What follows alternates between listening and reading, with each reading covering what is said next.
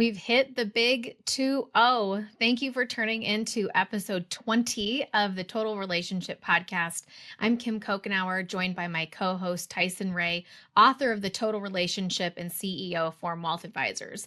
Welcome to today's episode, and we are going to be digging into the powerful concept that challenges the advisors and clients. It's going to touch on some nerves, I know it, but it's the value of saying no and the role of discipline from the advisor. So, saying yes to every client request might seem like a satisfying way to build that trust and relationship. But remember, you are in the permission business. It means you can say no. So, we are going to get into that today and just kind of uncover the why. And sometimes the most valuable advice you can give is to say no when it's necessary. So, let's dig in. Tyson, let's start with the big picture. You start with the definition of appeasement and share why that's near and dear to your heart, because I know you like to talk about how it's important we don't appease our clients. It's a little counterintuitive, but first and foremost, our job as an advisor is in some cases, in a lot of cases, is to protect the client from themselves, and it's to protect what they're doing today from what they're going to look back on later and possibly regret. And that's where, in this world where they want to they're told they can do everything now, in this world where they're constantly being solicited with instant gratification, and they want to try and maybe do some things that are beyond what they're capable of doing, or we have a plan and they want to change the plan, but they didn't tell us. So they call us up and all of a sudden they want to buy something, or they want to do something that can be detrimental. Too many advisors, I think, the client calls up and they want to buy a car for $100,000. Okay, well, here's $100,000. Well, okay, wait, if they're also taking systematic withdrawals and living off the portfolio, and they have the wedding coming up, or they have their withdrawal rates are such that extra distribution could be detrimental to the plan. I think too many advisors just spending the money and then deal with the consequences later. Yeah. And I think the advisor's job, and I think our value add in this total relationship, is to basically tell them, no, or not now, or can we prioritize that against these other things, or let them know, okay, you can take this money out, but here's how that's going to affect future cash flows because they don't have enough.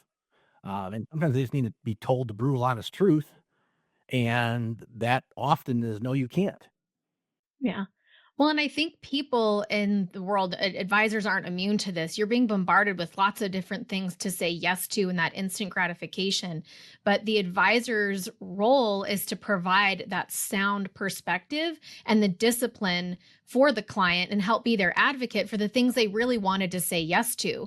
Because I think at the end of the day, a client would probably be inclined to saying no to a car if it inhibited their ability to fund their kids or grandkids child's college plan. That they need someone who remembers when they sat down in that initial meeting and said, this really matters to me, I want to make this happen, that you're there to help keep them on that course. Home improvements be another one, Mm. right? They want to remodel the bathroom. They want to remodel the master bedroom. They maybe want to do an addition. They got to change the windows out or fix the roof. And sometimes it's best not to do all that at once.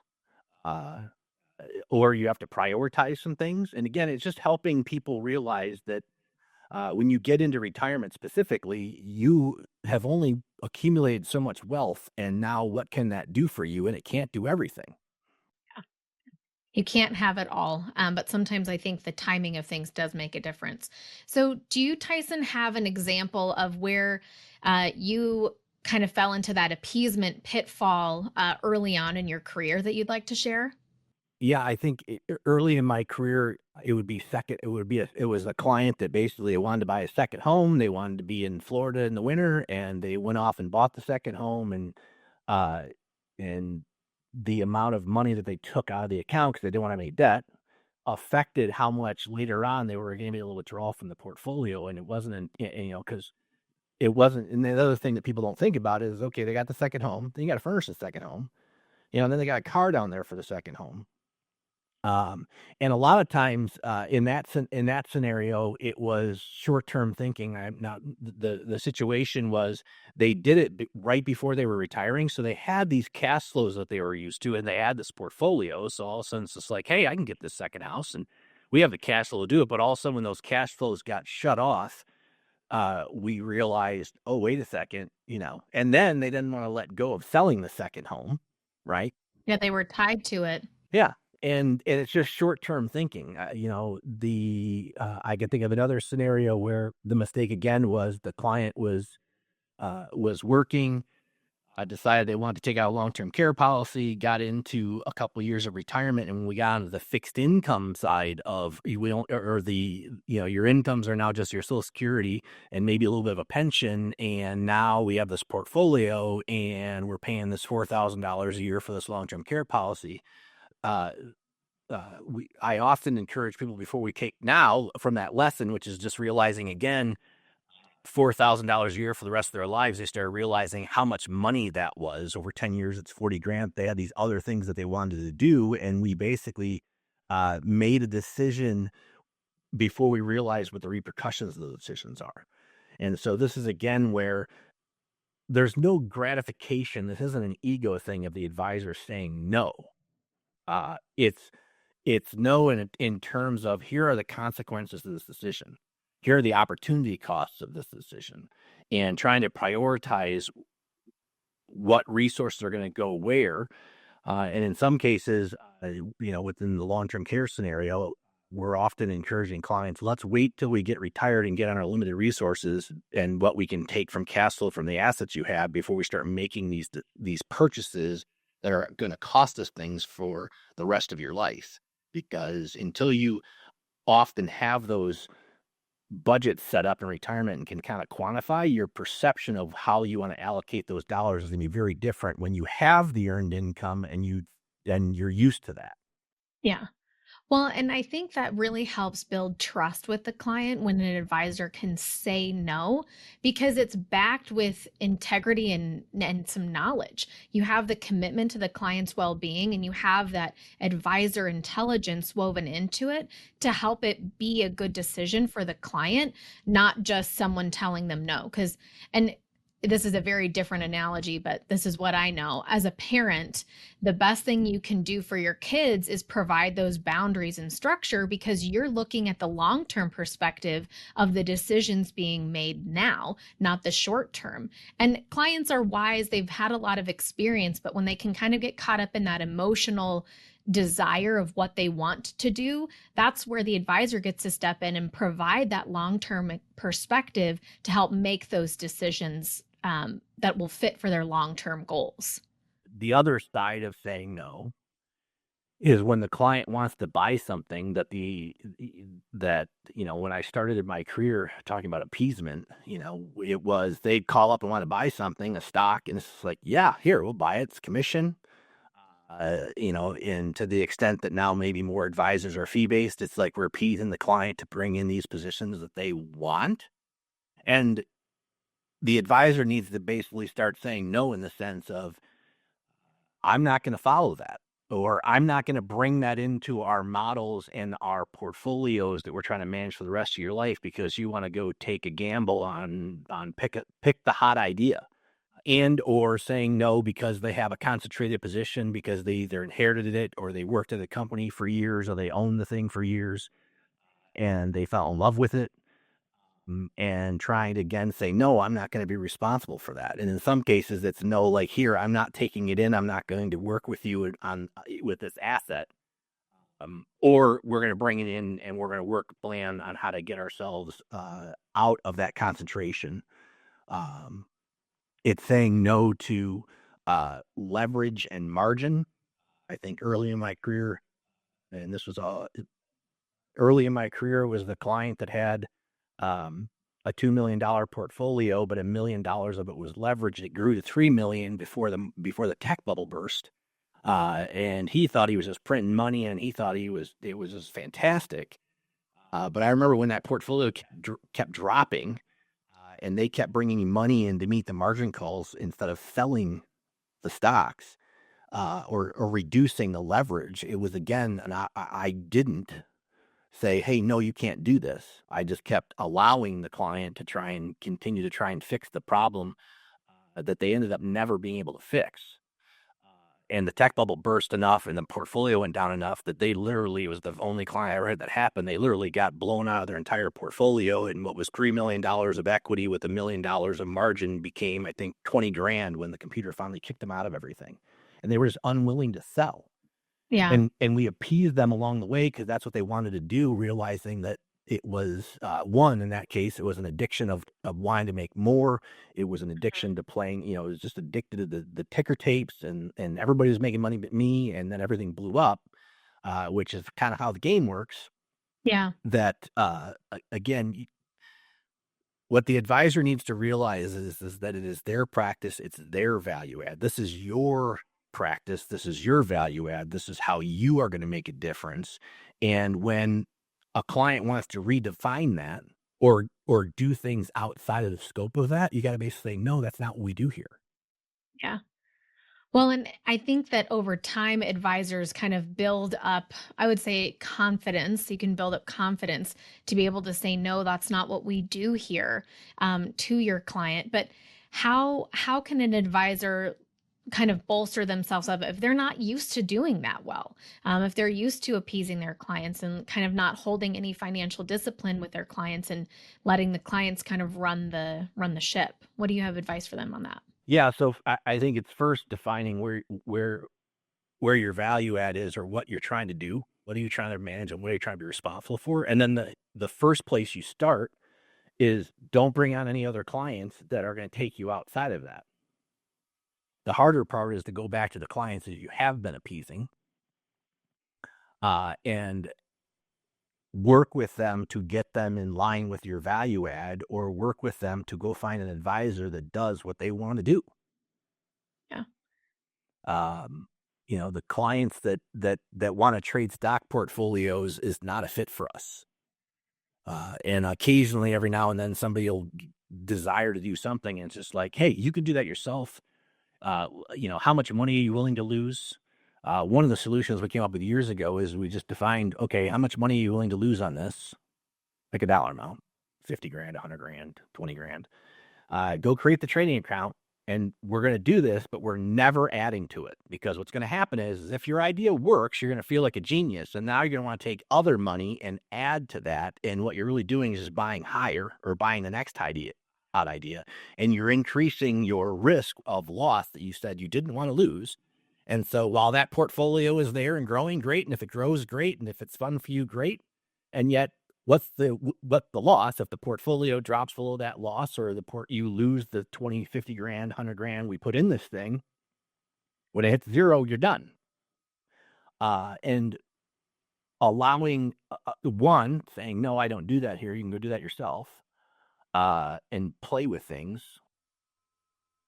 More often than not, they decided not to do it, or if they did do it, at some point they realized, yeah, I'm not paying attention to that anymore. Here, let's bring it back over, or they blew themselves up. So it sounds like there's a couple of key times that it's helpful for an advisor to say no, making sure when they're bringing on a client, they're actually a really good fit for the practice that you want to run, and encourage them to go find the right advisor if it's not you. And then being really honest with any of your existing clients, or if they have that hot idea, is really kind of putting some boundaries in place to really make sure that everyone kind of knows what everyone's agreeing to at the beginning, to make sure we don't let emotions or dollar amounts really drive us in making any of those decisions later on. Yep. And it's hard, but it's the right thing to do for your overall practice. Because really what you're saying no to is things that you don't want to be held responsible for, because in the end, you're responsible. Yeah. And I'm struggling right now with a meeting I'm going to have today, and a conversation I need to set up an appointment to have. There are periods of time where clients have outside assets they can't move. And our practice is a full service value add. We're going to help advise you with everything you have. But when the parameters, whether it's retirement in your retirement accounts, or the parameters on inheritances and trusts that are locked up or held at custodians, when those assets come out of their restriction or come out of their ability to not be able to be moved. It is our expectation that they're being consolidated here because we've earned the right to be your sole financial advisor. We've earned the right to advise you on everything that you have. And one of our kind of non-negotiables is, no, you're not leaving that there, because I'm not going to basically continue to add value on everything you have and let this piece sit out there. Because in the end, the only reason you're not moving it is because you either don't want to pay for the full service that we're providing, and have earned the right for all the years that it sat over there to help advise you to grow it, or you're going to use it as a tool to try and compare rates of return in the short term against what long-term averages come out to be, which is the same in most cases, that the asset allocation is the same. And so I have one case that the meeting is literally today, that the inheritance has now come out of its restriction. It's the biggest sum of money to have compared to the accounts that we have here, and they're looking now to retire. And the conversation is we're going to reintroduce ourselves to the client and say, we have to decide if we're going to work together going forward. And if we're going to work together going forward, that means we're going to consolidate all this. And it's not saying no to the client. What it's saying is that if you're not willing to consolidate those here, you need to take the accounts we have here and consolidate them there. Yeah. And the other client that I need to have a conversation with is the 401k asset, and he now retired. And in retirement, we said, okay, we're ready to move that over. And he kind of said, I'm not ready to do that just yet. Hmm. And again, you get to pick and choose how you say no and when you say no, because it goes back to, this is all about a relationship. And in that meeting, I just let that sit. I'm now going to circle back and have another meeting, because he's actually asking for us to do an analysis on some tax analysis for him, which takes into consideration this whole situation, which I waited for that opportunity now to go back and say, okay, well, you want us to provide full service, but you're not willing to pay for the full service. And why don't you ask this other custodian that has, 75% of your assets to do this analysis, because that's where it should come from. They have the bigger piece. Mhm. To then have the conversation of, why don't you have everything that we have over there, or why don't you bring everything over here? But no, I'm not going to continue to work with these pieces that are separated, now that you have the ability to consolidate them. So one of our no's is, we're not going to work with multiple custodians that we don't have the supervisory ability to oversee the assets and how to help add value, when they have the choice of whether they have them underneath our purview, or have them somewhere else. Yeah, it's helpful for the client to just be reminded of that and give them the opportunity to make that decision instead of making it all about you. You're making it about the client's best interest. So, as we wrap up, remember one of the most difficult and important aspects of being an advisor is learning that being in the permission business also means saying no. And saying no is about protecting the client from financial pitfalls, ensuring they have the resources to live the best life that they can afford, and empowering them to make the choices to lead to the fulfillment that they've discussed with you as you've developed this total relationship. So, advisors who are willing to really share these tough conversations do make a big difference in their clients' lives. So, Tyson, what other words of wisdom do you want to leave our listeners with today? Yeah, it's the difference. You can appease and not say no to clients and become a much bigger practice. We would have so many more assets if we would have taken all these little pieces and not said, no, we have to consolidate or not consolidate, or yes, we'll buy whatever it is they want to buy. You can be bigger by appeasing, but you won't be better. And we want to focus on having a total relationship where we can be a better advisor, because we can oversee what we oversee. We're responsible for what we're overseeing. We know what our value add is, and we know we need to help the client say no to allow us to do a better job. So, thank you everyone for tuning into episode 20 of the Total Relationship Podcast. If you haven't already, click follow and subscribe to be the first to know when new episodes are available. New episodes come out every other Tuesday. And check out the episode description for links to free resources and links to connect with Tyson and me on LinkedIn. Be sure to follow along on the Total Relationship page on LinkedIn to join a community of like minded advisors. Until next time.